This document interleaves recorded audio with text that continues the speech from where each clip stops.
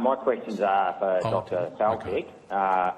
You reported to the media that after both your injections you felt ill, but in particular after your second injection, and you reported you had oppressive brain fog, headaches, chest pains, abdominal pains, unbelievable muscle twitching, issues focusing on vision, and you were unable to work.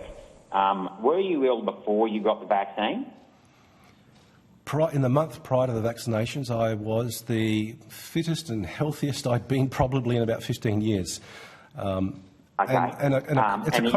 Sorry, Senator Rennick, the witness hasn't finished giving the answer. Sorry, I was going to add to that. That's a common thing that people say, is they were extremely healthy, extremely fit, active, eating well, fully engaged with life, full professional careers, and then they had the vaccine and bang, everything changed. Sure. Now, are you still ill? Are you feeling those symptoms, still getting those symptoms? As Rachel said in the opening statement, we've both been able to improve quite a bit, thanks largely to generosity and support of our families. Okay. But yeah, so we have improved, but we are still suffering a lot of issues that have continued since day one. So you're not fully recovered, in other words? No. No. Okay. And have you been compensated? No. No. Okay. Sorry, Senator Rennick. Ms O'Reilly was shaking her head. So just for the record, Ms O'Reilly, just for hands up, if you can. Yes. No, neither of us have been compensated. Neither of us qualify for the scheme. Thank you. Senator Rennick. You didn't bother applying to the scheme then because you were excluded, your side effects were excluded, so you didn't try at all? Our position is that if people have the time and the resources, then they should apply even if they know they'll be rejected, just so we have those claims packaged up to show the kinds of rejections of cases that are playing out. Yeah, no, that's a good point. How do you feel when your injuries are gaslighted by the medical community? Sorry, can you ask that question again?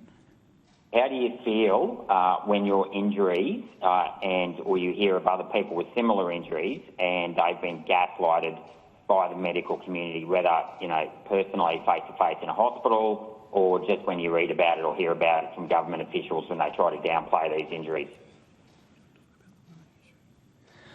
I'll try to be specific in the answer to that because otherwise it just gets moral very quickly. In my case, because my reaction started as a heart reaction, I was speaking to early, and I got vaccinated early on. I was speaking, to people in emergency and also to people at 13 Health about my ongoing symptoms. And I was told that middle-aged women are not in the risk category for a cardiac inflammation reaction from the Pfizer vaccine. I know now that information internationally, medical research internationally had emerged already showing that that was not the case, but it took, I think, more than a year for women, middle-aged women to be added to that risk category for the Pfizer vaccine that I took. So in our groups, there something like 60% mid-career middle-aged women with previously good health who have cardiac issues that took sometimes up to 12 months to be diagnosed. So they have a positive MRI for cardiac inflammation 12 months into a condition that the public is being told disappears quite quickly, and that's a particular concern, or should be a particular concern for getting those women back to health and back to their careers. And has the medical community or anyone, any of the medical professionals you've spoken to advised you to get a sample of your tissues to determine whether or not your injury was caused by the presence of the vaccine spike protein?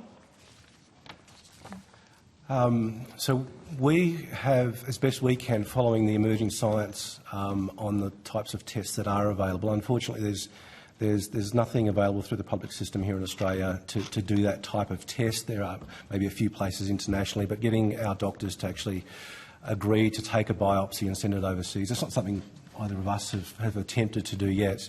And I have only heard of one person who has tried to do that so far, waiting on results. But I think it's worthwhile pointing out that whilst there is some research to suggest that the vaccine in some people is hanging around for an awfully long time, certainly beyond the few days that the TGA claims, and yes, this is in the medical literature now, almost all of our adverse reactions can be explained through other possible mechanisms other than the ongoing persistence of vaccine material. So whether or not the vaccine itself is hanging around and is causing these problems, or there are other things that have happened downstream of that vaccine event, that is not yet clear to us. But the types of tests that you mentioned, it's just simply not available in Australia. And it's one of those things that we scratch our head about. This is a concern. We've got so many people who have suffered a vaccine injury here. Why aren't we researching them and doing these types of tests here in Australia? We are a rich country with a very good medical research community, but it's not happening. And just can I just follow that up? Yeah, sorry, just to Senator Rennick, the Deputy Chair's got one final question to ask, I think. So could I just let Ms O'Reilly finish this answer and then give the call to Senator Green? Sure. Yeah, just quickly, I would say that our complex relation to disability, I think, needs to be recognised.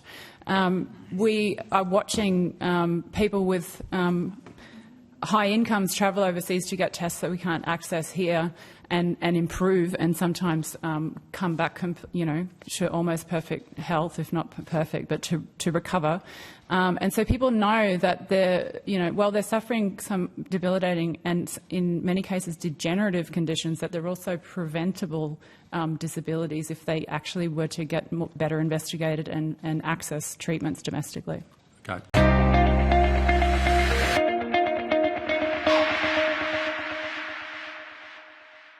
Authorised G. Rennick, LNP Chermside.